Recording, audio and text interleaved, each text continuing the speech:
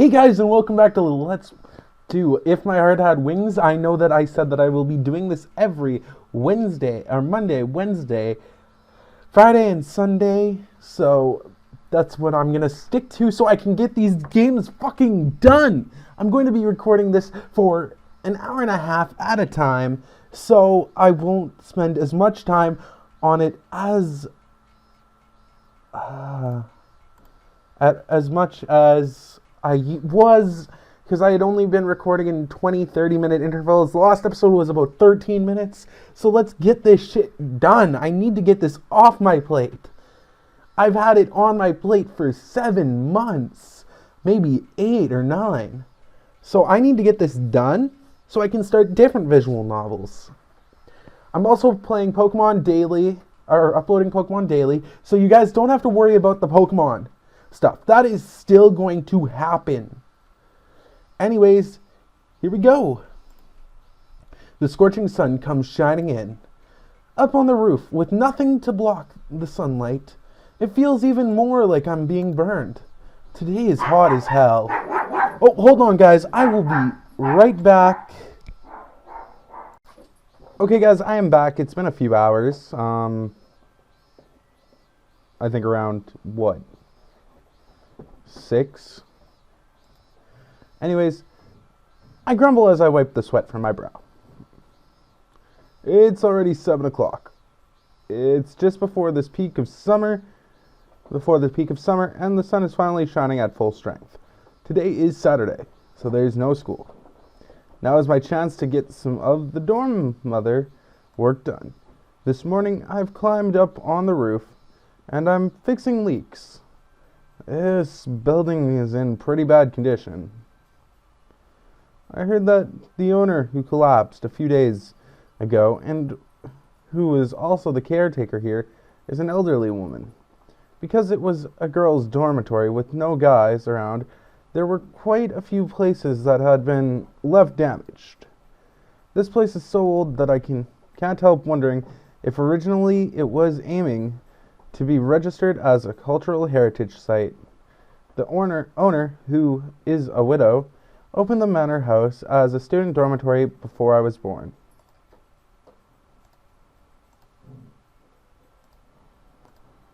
Which means that when we were calling this place the Witch's Mansion, students from Keifu Academy were already living here.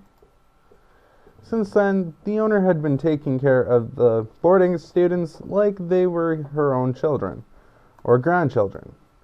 However, since the redevelopment plans were brought forward, land prices in Kazagawa have been rising.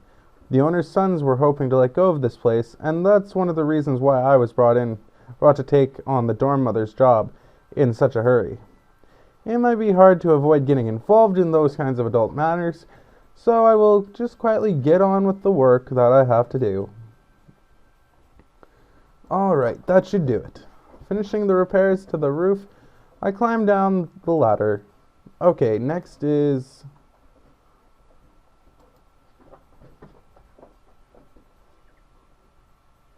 Hat, who is pecking at the soil, had come closer to where I was going to put my feet as I climbed down. This is kind of besides the point, but ducks eat weeds and bugs, so it seems that if I just leave him to it, he will maintain the garden. However, he will also peck at the flowers, and so on too. So the person doing the gardening needs to watch out for that. What's up, Hat? Where's your buddy?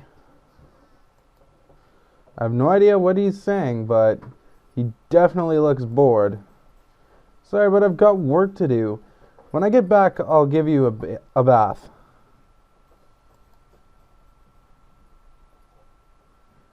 The door to Kotori's room was closed. I couldn't hear any sound, and there were no signs that she was awake. Still asleep, huh? Sleepyhead. Hey, Kotori, wake up, Alulu. Hey, Miss Alulu.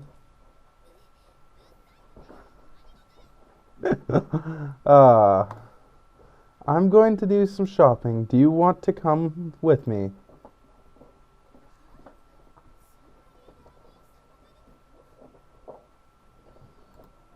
Her face seemed to say, If this was America and I sued you, you would lose. You're oversleeping. It's nice. It's a nice sunny day, so let's go outside. It's shopping for the dormitory. You eat too, don't you?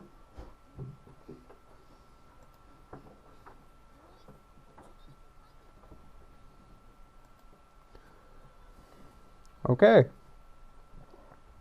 Interesting.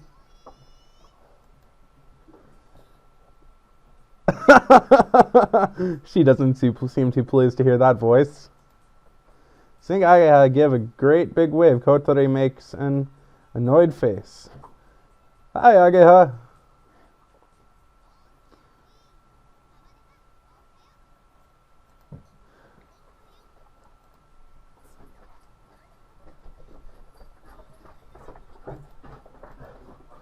It's fine. There's something I need help with. I had planned from the beginning to meet up with Ageha. That's because I want her as a special advisor for today's work. Right, let's go.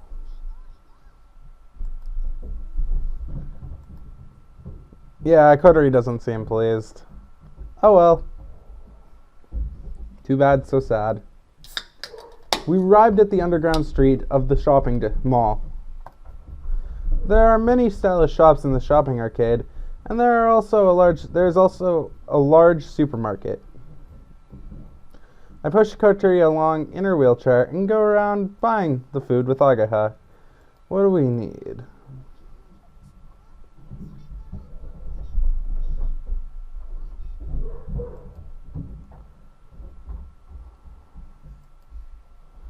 Kotori looks like she still doesn't agree with the fact that Ageha is with us. She looks at me like she's trying to put a curse on me.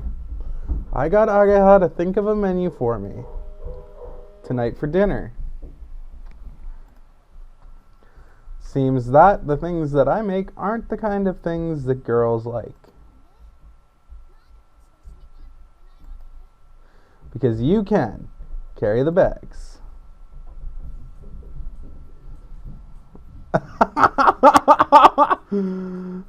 Kotori is doing a good job carrying the green supermarket basket. Ageha and I keep slinging more and more ingredients into the basket.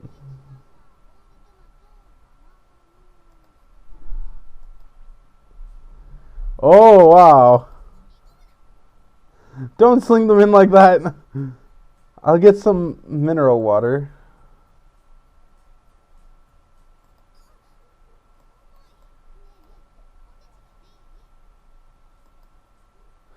No. Oh, Pakuriman chips. I remember these.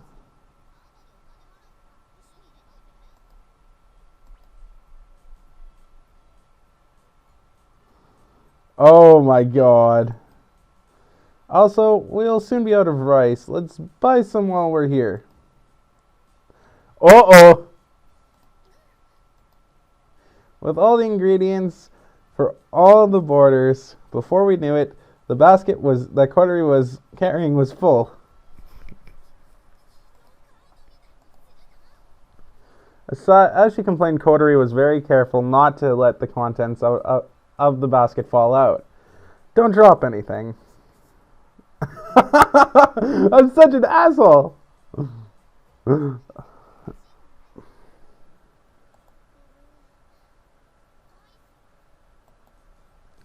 Today's shopping is being paid for with the operating costs of the dormitory, so we can't really buy things we don't need.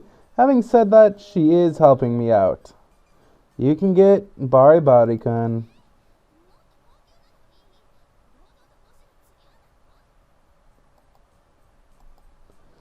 Have it your way. I decided to treat her to strawberry Haagen-Dazs with my own money.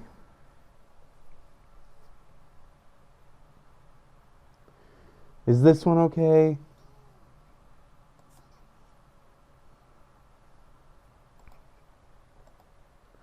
The food costs about 50% more than usual, but tonight is a special occasion. Ah, geez, I forgot to buy ground meat. It's for tomorrow. It's a pain to have to keep going to buy food all the time, you know? I leave them behind and go back into the store. I search for meat in the ground meat section. If I can, I want to get one with a discount sticker, as I thought there aren't any at this time.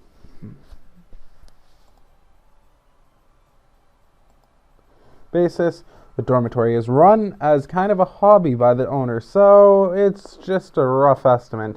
But there's an upper limit established as part of the rent agreement.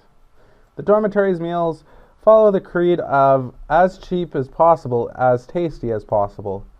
I look at the packs of beef that are lined up on the shelf. 2,980 yen for 100 grams.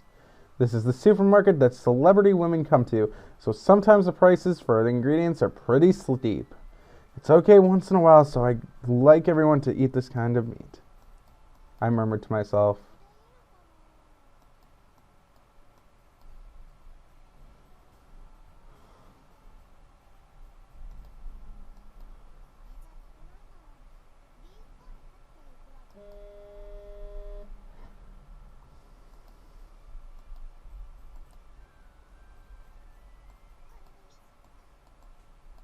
Are you going to use luxury marbled beef in a curry?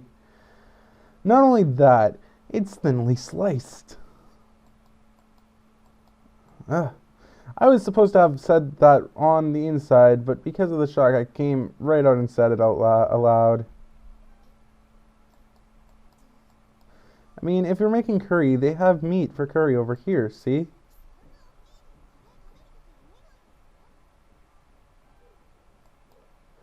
Well, when you stew meat this size, it becomes more tender and much smaller.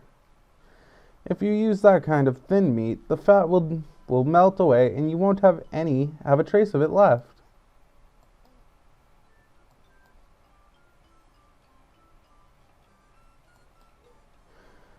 Are you going to stew all of that in a curry?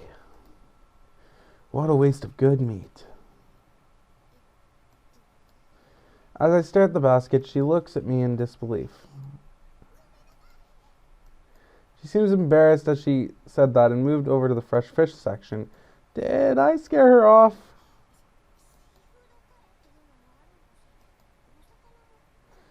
She said as I watched from a distance her throwing sea bream with the head and tail still on into the basket while I reached for a pack of the cheap pork and ground beef ground meat.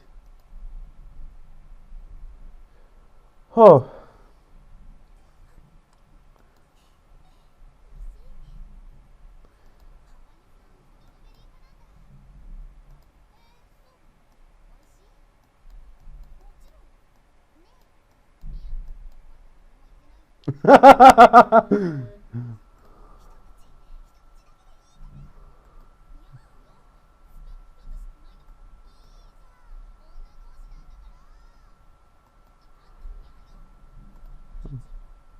Oh, wow.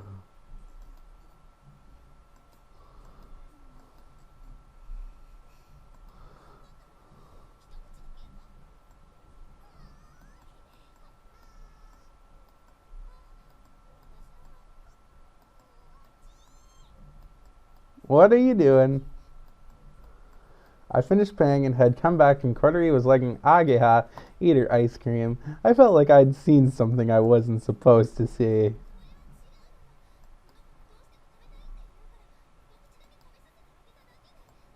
I see, well, it's nice that you're getting along.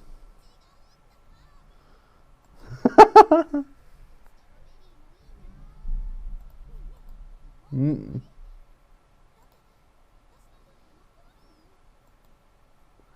Blushing as she spoke, Kotori continued to wolf down the Haagen-Dazs. Okay, let's go. Here, take this bag. Bam.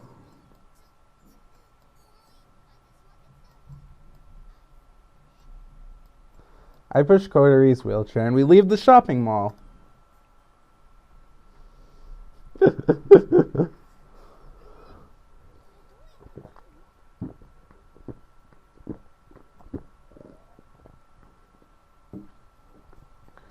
Pass that to me. I'll show you how. It's done.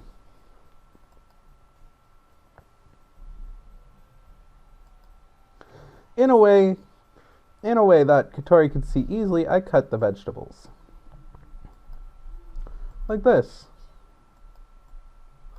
Wouldn't it be best to cut it half down the middle?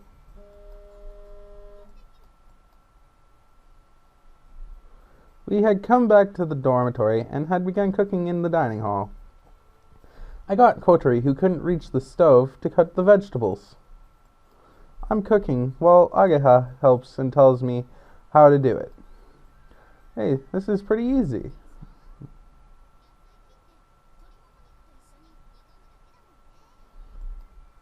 Said Ageha, who had brought the recipe.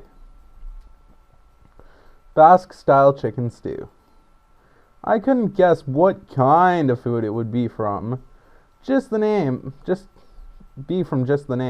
but it is really easy to make. First you grill the chicken thighs, then fry them with the cut vegetables, and after that add the canned tomato and broth and leave it to stew. It's a stew that doesn't need to be done precisely.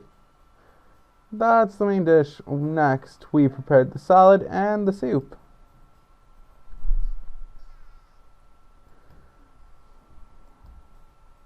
Even as Hat walks around her feet, quacking, Kotori doesn't seem to notice, as she is quickly immersed in what she is doing. She's really concentrating. Despite complaining at first, once she gets started, she becomes very serious.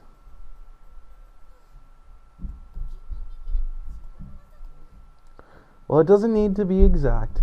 If there's variety in the thickness, it gives a difference in texture. She said as she thought about this and that,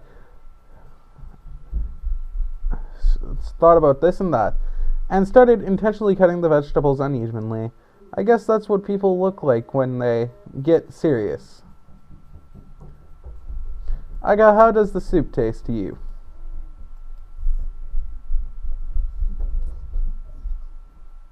I'll add salt and pepper. And so the preparations for dinner continued smoothly. I am recording you, Dumbo. Huh? I am recording you, Dumbo. Why what? You really just want to show up in a video, don't you? Huh? Jesus, entertain her! And so the preparations for dinner continued smoothly.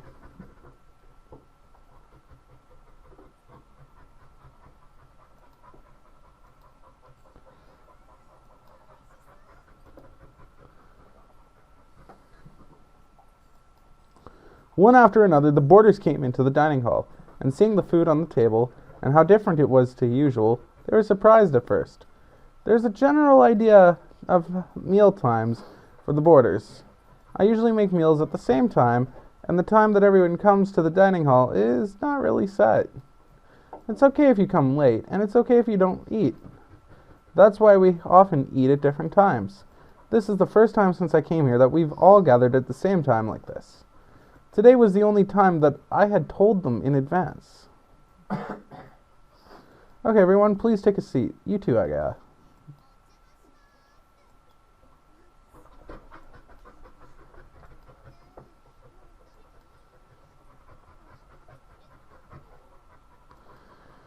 Go ahead, enjoy your meal. Hey.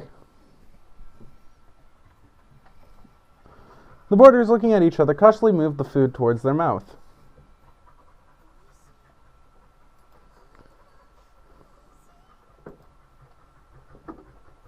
I can hear the word delicious coming from the boarders. What is... It really is tasty. Basque-style chicken stew. I was the one that had made it, but I didn't know how it would taste, and I imagined that it wouldn't be very good. It was different to the Western or Chinese food that I usually make. Alex. Take it upstairs, please, and put it in the closet. In that, I normally don't use spices that make it easy to understand the flavors. The meat stewed in the tomato soup was tender and was surprisingly refreshing. Most importantly, the flavor of the meat had really been drawn out, so I had no complaints at all about the taste. And it's the kind of thing that you eat on a hot summer's day when you don't have much of an appetite.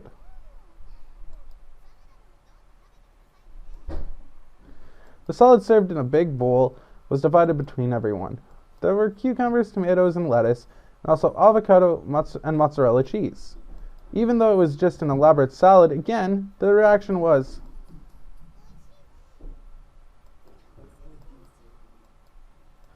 Ryoko, who is in the second grade like me, and also Sanae, the third year, with the trademark glasses, both seemed to really like it. Everyone made a face that kind of showed they knew that. The truth is that today's meal was made under the advice of Miss Himegu here.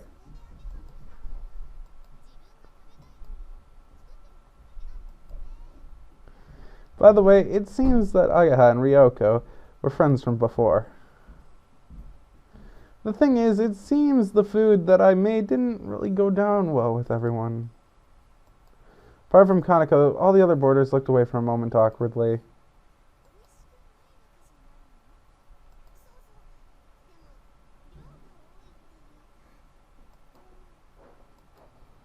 That's why, if there's something you want to say, please talk to me about it, okay? It's a little scary, but I thought I'd try to talk to them about it.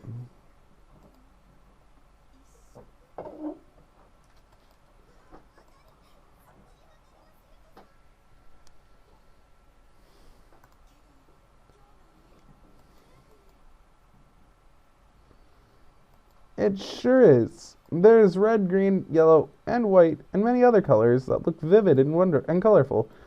The food I usually make is ginger pork equals brown, fried rice equals brown, curry equals yellow, yakisoba equals brown, Neapolitan pasta red, and so on.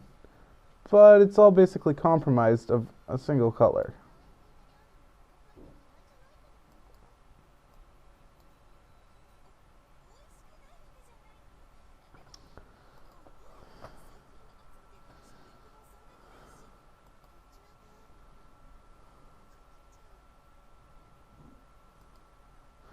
Everyone's really kind, aren't they? They really care about my feelings. Just because of that, I was unnecessarily worried. For a guy like me who went to a sports-focused boys' school and lived together with his dad in a kind of bachelor pad, that was always enough. I never even thought about the color of food. Somehow, it seems that the girls in a girls' dormitory, that kind of thing is important.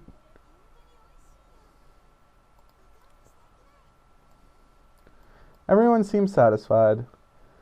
It feels like this is the most they've opened up to me so far. If I'm going to say it now, now's my chance. Can I just say something? Please listen as you eat. This is about the boarders' chores. Would it be alright if I increase them a little? I'm a student too, so it's pretty tough for me. For example, if I could get you guys to clean the bathroom, that would really be a big help.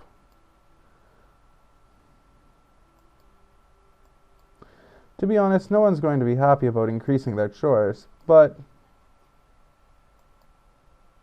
as Yuka, the oldest, responded, the others nodded in agreement.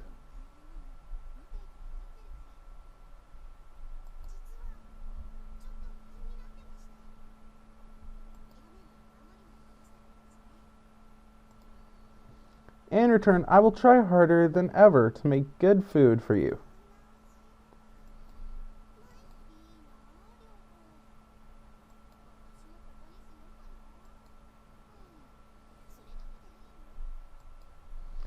That and one other thing. I think that we should get Kotori to do some things too. Kotori, who was sitting at the end of the table, comfortable while she ate, was surprised to hear her name called. Everyone looked around at Kotori. She has a walking disability, but she can use her hands. There are things that she can do.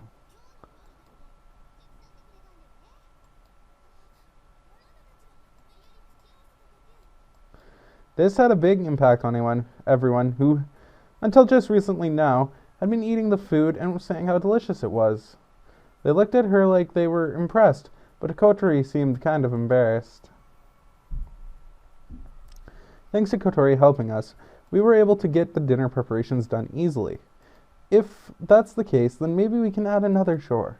I don't dislike cooking, but to prepare food for several people is physically quite demanding. If that's okay with Kotori, could you help me prepare the meals? Thank you. I say while Kotori looks away and quietly nods without saying anything. It's a little different to the other chores, but in order to avoid being unfair from now on, I want Kotori to help out where she can. Everyone still had their reservations about the whole thing, so for now, they just quietly looked at each other. Even so, until now, Kotori and the other boarders, had quite a distant relationship. However, I'm the one who understands the situation the least, or rather, the one who understands it the most. Whoa, did she just call me sensei? Ha! Hilarious. Kuniko raises her hand, then the others follow.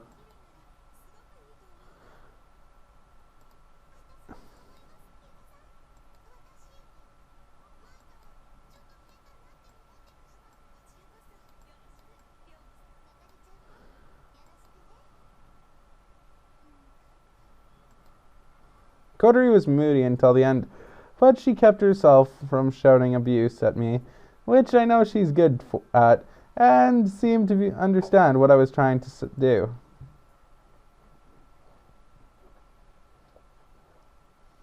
Uh-oh, he's coming over here.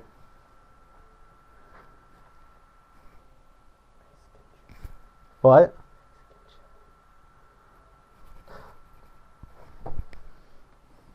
Thanks for today, Agaha. You really helped me out.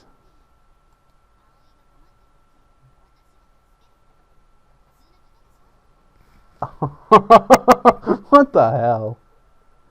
Same goes for you too. Oh, there's Hat. Hat came waddling from the corridor.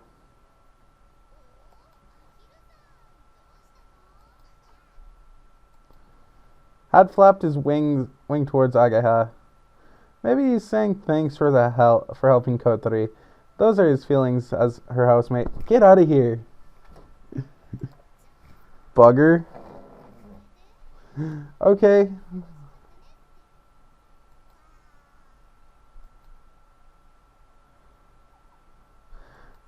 The way he replied made it seem like he completely understood what Agaha had said, and Hat wiggled his tail as he waddled off. Don't you touch that. I was pulling it back in. Oh. Okay, take care on your way back.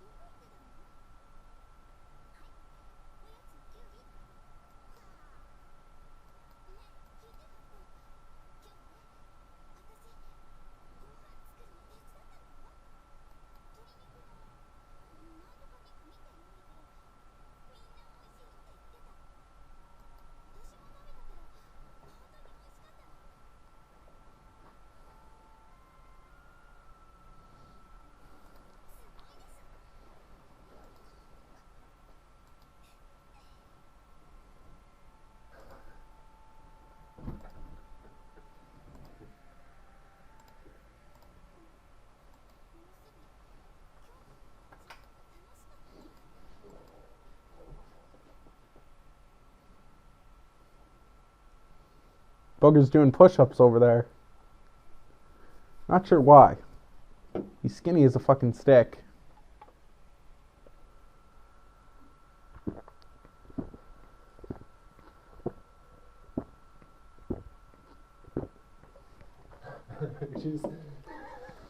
I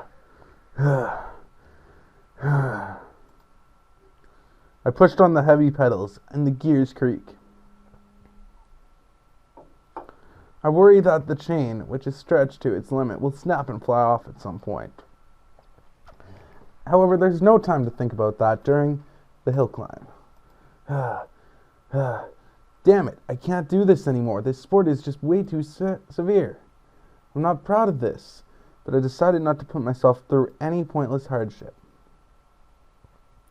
I don't enjoy putting in a lot of effort. Just ahead of me is something fun, so that's why I can do my best. At that time, I was getting closer and closer to it. Finally, the top of the slope. As I climbed to the top of the slope, the view all of a sudden opened up. Below me is the town spreading far into the distance and the steep downhill road. Finally, the time has come for my reward. I lower my posture, kick down on the pedal, and accelerate in the blink of an eye. In spite of the headwind that would have been so problematic on flat ground, I cut through it like a bullet. On a downhill slope, speeds that can reach close to 80 kilometers per hour. If that were a car driving through the city, it would breeze past it as it overtook other cars. If I come off my bike now, I'll be seriously injured. No joke, I could even die. After all, when we race, we are almost completely exposed. The road is winding and still not flat. At high speeds, when I entrust my body to the inertia, the wheels bounce on the uneven road surface. Strangely, I don't feel any fear. I only feel overwhelming exhilaration. Nevertheless, I mustn't lose concentration. It's not like I hadn't predicted that there might be unforeseen circumstances. Even so,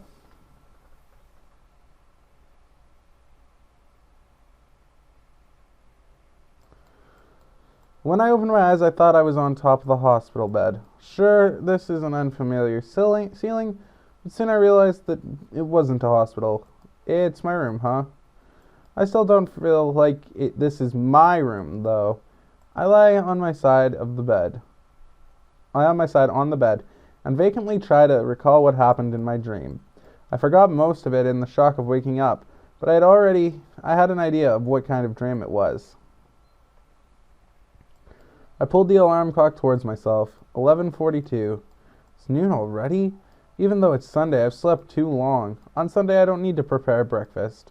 As for jobs like fixing leaks and other jobs that can be done quickly, I did most of them yesterday. A Sunday with nothing to do. I get out of bed and look down at my knees. There is the scar fresh from surgery. It was the first time I'd seen it in a while, the dream about that time. In the last few days, because of how busy I'd been and the change of scene, I'd gone without having any unnecessary thoughts. Things had only calmed down a little, but I'd let my guard down emotionally. Somehow I felt strangely sluggish, and I didn't feel like getting out of bed. There is someone knocking on the door. It's Sanaa, the third grade boarder. She's quite a cheerful person, but I've always feel like she's keeping her distance from me. Despite that now, I'm awake.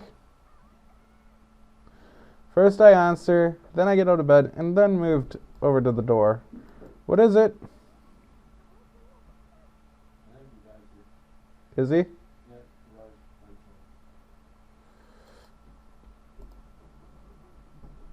While thinking it was strange for Sanaa to get so excited, I quickly got changed and left the room. I looked outside the entrance to see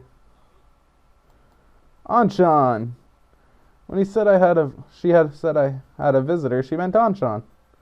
The boarders poked their heads out from behind the wall of the hallway and looked at Anshan from a distance. It's just like Anshan had to be completely unfazed by the weird spectacle.